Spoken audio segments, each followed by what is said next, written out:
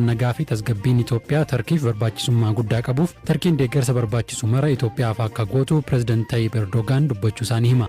Dorgommii atileetiksii irratti Itoophiyaan irraa meedaalii 2 argatte. Kanaaf oduu dabalataa nu waliin tura aan Aslii Galgaloo.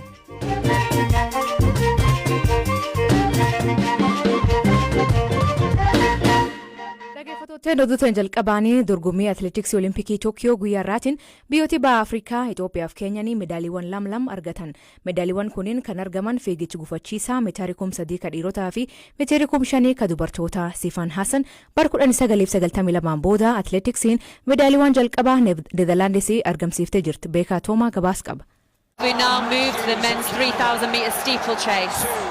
Fiigicha gufachiisaa meetira 3,000 ka dhiirotaa guyyaa sa'a 9 daqiiqaa 15 irraa eegalee fiigameen Itoophiyaa bakka bu'uun atileetonni 2 Lammichaa Girmaaf Geetinnat Waalee ka dorgoman yoo ta'u Lammichaa Girmaa lammaffaa bahuun biyya isaaf meedaaliyaa meetii argamsiisee jira. Fageenya meetira 3,000 kana xumuruuf gufachiisa lafaa 28 fi ka bishaan irraa 7 walumaa galatti gufachiisa 35 utaaluun irraa eegama. Lammichaan fiigicha kana daqiiqaa 8 sekoondii 10 fi maayikiroo sekoondii 38 fixee meedaaliyaa meetii argate. Itoophiyaan gosa dorgommii kanaan meedaaliyaa yoo argattu bara 1980 jechuunis waggaa 41 booda kun ka jalqabaati. Atileetiin Keenyaa Kiigan Benjaamin sadaffaa bahuun meedaaliyaa nahasaa yoo argattu tokkoffaa xumuruun meedaaliyaa warqii ka argate atileetii Morookoo Baakaalii Soofiyaan jedhamudha. Atileetiin Itoophiyaa Geetinnat Waalee afuraffaa bahe. Dorgommii biraa fiigicha meetira 5,000 ka dubartootaa guyyaa sa'a 9 daqiiqaa 40 irratti fiigameen Itoophiyaan meedaaliyaa nahasaa yoo argattu Keenyaan ammoo meedaaliyaa meetii fudhatteetti. Fiigicha hawwiin eegamaa ture kana atileetiin Oromoo Neezerlaandsiif fiigdu Sifan Hassan injifachuun meedaaliyaa warqee fudhatteetti. Sifan Hassan fageenya kanaan Olompik irratti meedaaliyaa yoo injifattu ka jalqabaa yoo ta'u Neezerlaandsiif ammoo erga bara 1992 meedaaliyaa dorgommii atileetiksiin biyyattiin argatte ka jalqabaati. Atileetiin Itoophiyaa Gudaaf Tsaggaayee sadaffaa yoo baatu Jigaayyoo Taayyee fi Sanbaree Tafarii shanaffaa fi ja'affaa bahaniiru. Keenyaaf meedaaliyaa meetii ka argamsiifte atileet Heelan Obiiriiti. Atileetiin Keenyaa biroo Agnes Jebeet afuraffaa baate. Yeroo mara dorgommii atileetiksiin kan wal morkatan biyyoonni baha Afrikaa lamaan Itoophiyaa fi Keenyaan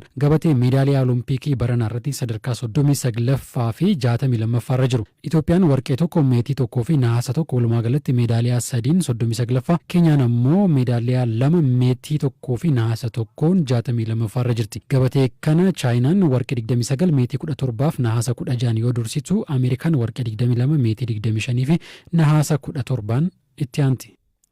Tookiyo ka jirtu Pireezidantiin Federeeshinii Atileetiksii Itoophiyaa Daraartuu Tulluu qophiin gareen Atileetiksii Itoophiyaa gochaa ture seenaa Abbabaa Biqilaa waggoota 57 duraan dalage irdeebi'uuf akka ta'e wayita shakalar turan BBC himtee turte. We now move to the men's 3,000 meter steeplechase. Fiigicha gufachiisaa meetira 3,000 ka dhiirotaa guyyaa sa'a 9 daqiiqaa 15 irra.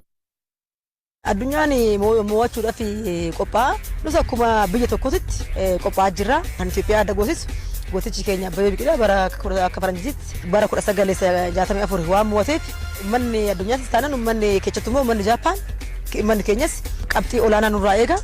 Kana waan ta'eef sirriitti qophaa'aa jirra.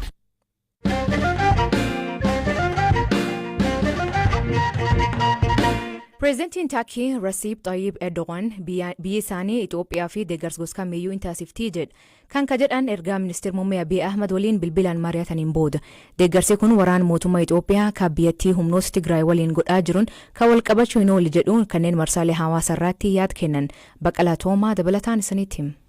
Hogganoonni lamaan dhimmoota hariiroo biyyoota lamaanii fi dhimmoota naannoo biyyoonni lamaan keessa jiranii haasa'anii jedha ibsi waajjirri pireezidantii Tarkii baase. Itti dabaluunis sababa nagaa fi tasgabbiin Itoophiyaa Tarkiif barbaachisummaa guddaa qabuuf Tarkiin deeggarsa barbaachisu mara Itoophiyaaf akka gootu Pireezidant Tayyip Erdogaan dubbachuu isaanii hima. Deeggarsi kun gosa akkamii akka ta'e garuu wanti ibsamee hin jiru. Mariin hogganoota kana gabaasaalee marsaa hawaasaa Tarkiin diroonii waraanaa Itoophiyaaf arjoomuu fi jedhu bal'inaan irraa dubbatamaa ture booda dhagahame. Mootummaan Itoophiyaa amma dura gabaasaaleen kunneen sobaa jedhee ture. Haasawaa hogganoota lamaanii booda dubbiin Tarkiin diroonii waraanaa Itoophiyaaf gumaachuu fi jedhu deebi'ee waan dammaqe fakkaata. Namoonni hedduun deeggarsi Tarkiin Itoophiyaaf nan godha jette waraana mootummaan Itoophiyaa kaaba biyyattiitti humnoota Tigraay waliin godhaa jiruun wal qabachuu hin oolu yaada jedhu barreessaa jiru. Dubbii maatii PLF kataan obbo Geetaachoo Raddaa barruu Tiwiitarii isaanii gubbaa barreessaniin pireezidantiin Tarkii waraana Tigraay irratti hagam Abiy Ahmad deeggaruuf kutannoo akka qabu hin beeku garuu ammoo dirooniin Tarkii Abiy Ahmad injifatamuu hin oolchu jechuun barreessan. Mootummaan Itoophiyaa dhimma marii hoogganoota lamaanii ilaalchisee amma dura waan jedhe hin qabu. Biyyoonni lixaa hedduun waraanni dhaabbatee rakkoon waraanichaaf sababa ta'ee marii karaa nagaan akka furamu dhiibbaa gochaa jiru. Sanbata darbee ministeera muummee Abiyyi Ahmed waliin bilbilaan kaasaan pirezidantiin Firaans Imaanuweel Makroon waraanichi mariin akka xumura argatu gaafachuu isaanii Reuters gabaaseera. Ameerikaanis torban darbee qaamoleen waraana kaaba Itoophiyaa keessaa harka qaban haal duree tokko malee atattamaan waliigaltee dhukaasa dhaabuurra akka gahan hubachiiftee turte. Dhiibbaa biyyoonni kunneen godhaa jiran duuba sababni jiru ammoo deeggarsi namoomaa namoota rakkoo keessa jiran dhaqqabuu dhabuudha. Dhaabbileen gargaarsa namoomaa sababa deeggarsa dhaqqabsiisuu hin dandeenyeef namoonni hedduun Tigraay keessatti beelaaf saaxilamoo akka malan akeekkachiisaa jiru.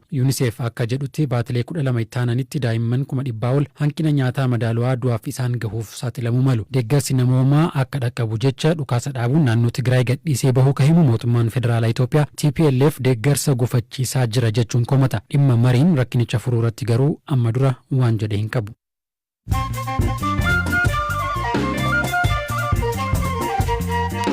Dhaggeeffattootni amma oduu gabaabaa addunyaa isanii dhiyeessaa jalqabaanii mootummaan Jabuutii walitti bu'iinsa boot Soomaalii fi Affaar biyyattii keessa mudate balaaleffata. Jabuutii keessatti uummanni kun walitti bu'uun namoonni gari ajjeefamanii kaan miidhaaf saaxilaman. Lakkoofsi namoota ajjeefamanii addaan bahuu baatullee kanneen du'an namoota nagaa ta'uu himan.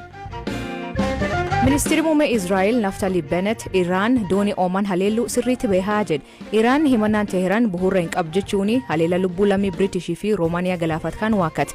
UK fi US'n ammoo haleella seera addunyaa cabse kana Iraanitti duub jira jedhanii akka amanan ibsan.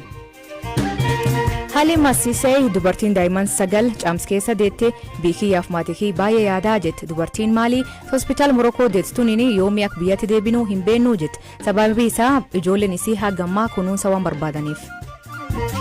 Pireezidantiin Malaawii Lazarus Chakwera du'iinsa namoota 21 hordofee guyyaa 2 gad biyyaalessaa labse. Dubartoonni 18 fi daa'imman 3 balaa konkolaataatiin dilbata lubbuu dhabuu himan. Balaa konkolaataa waggaatti namoota hedduu galaafata Afrikaa keessatti. Garee mirga namoomaa fi lammiileen Tuniiziyaa hidhaansa namoota pireezidantii qeequuf yaadda'uu himan. Pireezidantiin biyyattii Kaayis Sa'iid torba dabree muummicha ministeera aangoo irraa kaasee paarlaamaa cufe amma namoota qeequu hunda hidhuu jira jedhan. Mootummaan Biriteen lammiilee keenya dhiifama gaafachuu dhabuu fi beenyaa kaffaluu dhabuu qeeqaa jiran. Akka qorannoon UN agarsiistutti Biriteen gaaf kolonii saboota lamliit keenyatti lafa isaanii fudhattee ijjeeftee miidhaa saalarraa geessiste. Namoonni walakkaa miliyoona kanaan miidhama hedduu jedhan. Tarkiitti yoo xiqqaate namoonni 8 ibidda biyyattii balleessaa jiruun du'uu himan. Ibiddi hoteela qarqara galaanaa jiru barbadeessaa jiru turistii hedduu baqachiisee jedhan. Ibiddi kuniin ammaa fi guyyaa 6 bobaa jira.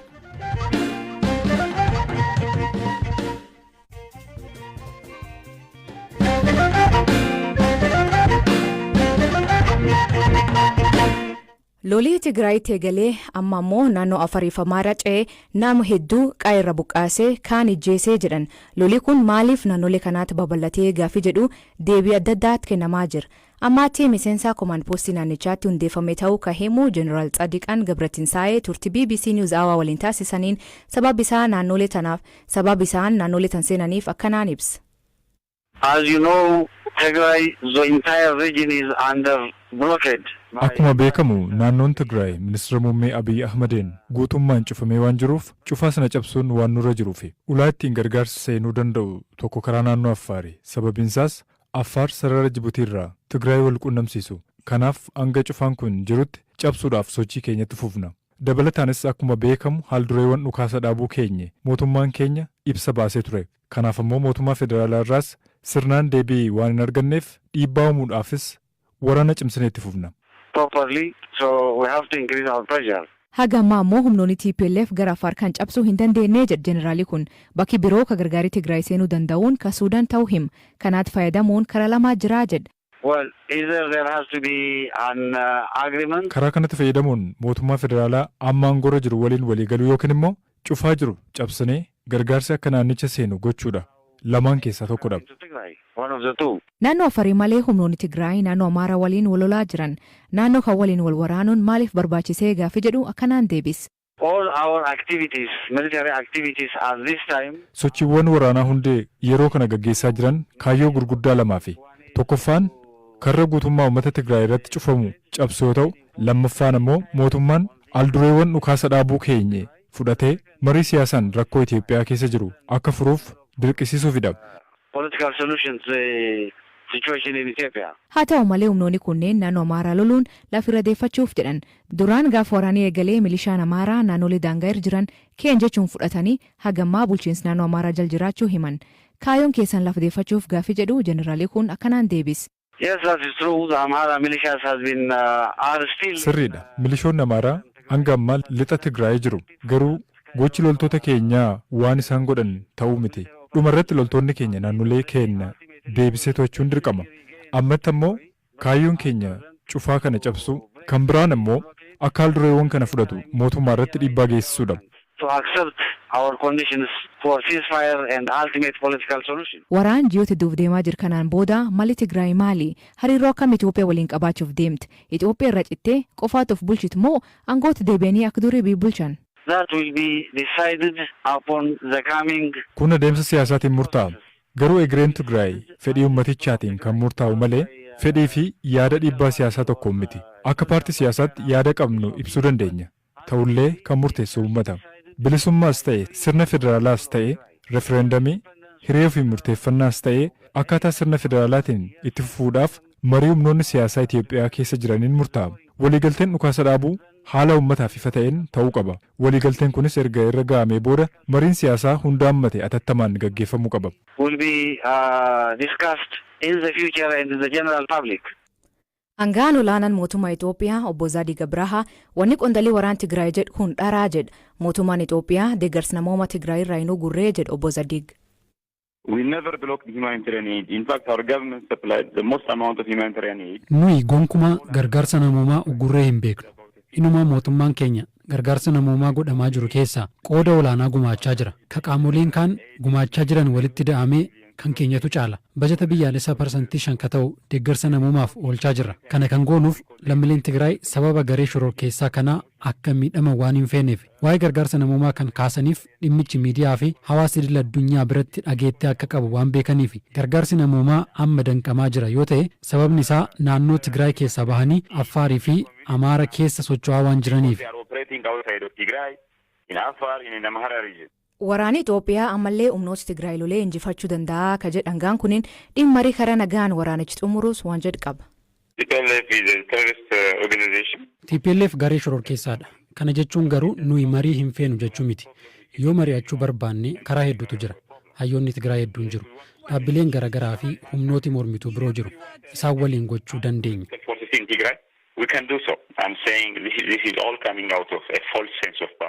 Kuni ka jedhamaa jiru tilmaama humnaa olii ofiif kennuurraati. Herrega dogoggoraa hojjetaniiti. Duras baatilee 8 dura wayita waraanicha eegalan dogoggoranii turan. Kanan sitti himaa jiru nuti labsii dhukaasa dhaabuurra jirra. Humna keenya yoo ilaallu feete torbee muraasa eeguu qabda. Gaafa obsi keenya dhume gandaa fi magaala Tigraay hunda keessaa ariinee isaan baasuu dandeenya.